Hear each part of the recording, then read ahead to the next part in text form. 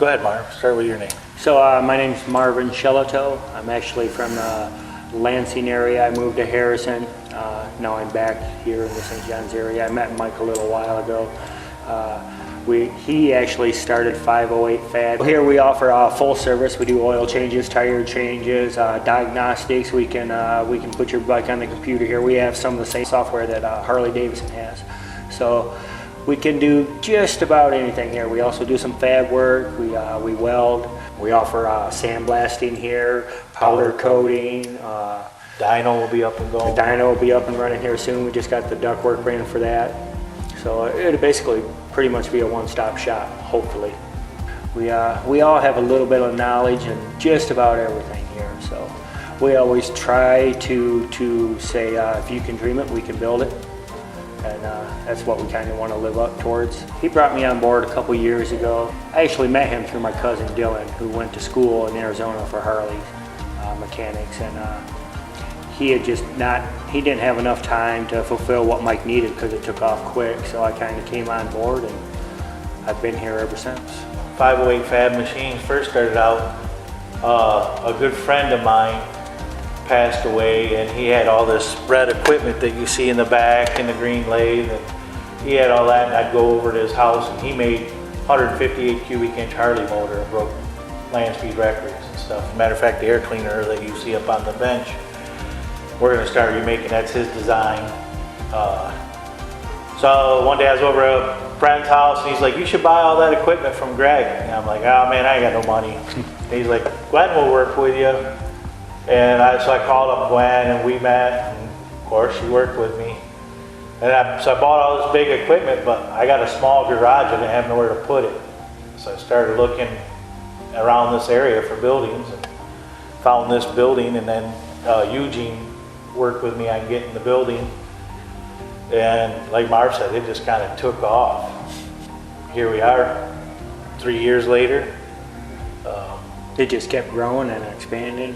You can look around. I think there's probably 40 bikes in here, maybe a little bit more. Eventually, we had to bring Gabe on. We brought Gabe on for like wires and stuff like that, and just kind of tire changes, help us fill in, the little jobs. And he actually started learning real quick.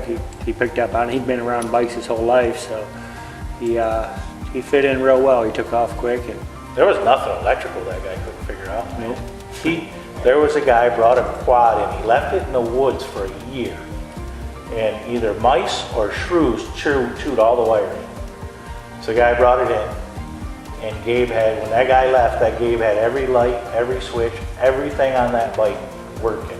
It's just amazing. Had to go through the whole schematics and trace down which way each one ran. And then I didn't know until later that he was colorblind. He's colorblind. Yeah, I mean, his passion and our passion for bikes is what keeps us going. It's what got us this far. September 7th, Gabe left a little early to go home, watch the Lions game with his girlfriend Katrina and his sister and future brother-in-law Dane and Aaliyah. And that was their opening day, or opening game. So he wanted to leave a little early, so he asked Christina if he could leave a little early. Of course, we never tell him no. He always poured his heart into everything. Yeah.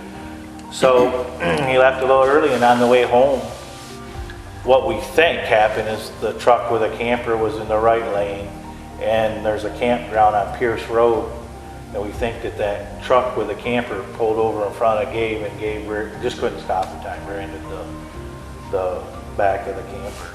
I mean, he really wanted this place to work. He wanted us to succeed, and his passion was well beyond his years. His soul was well beyond his years. He was an old soul. He cared a lot for people. He cared. He'd walk down a good customer of ours. He'd walk down Sandy. She had brain surgery, and he had back surgery. Yep. And he'd walk down and check on them every day, make sure if they needed, anything in the store, whatever.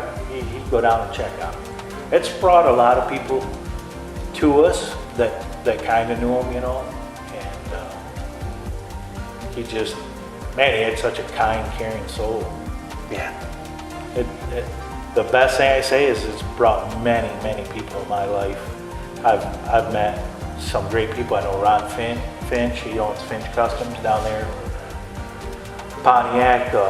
Man, I just know so many great people. You know, we might have got knocked around here a little bit, but we didn't get knocked out.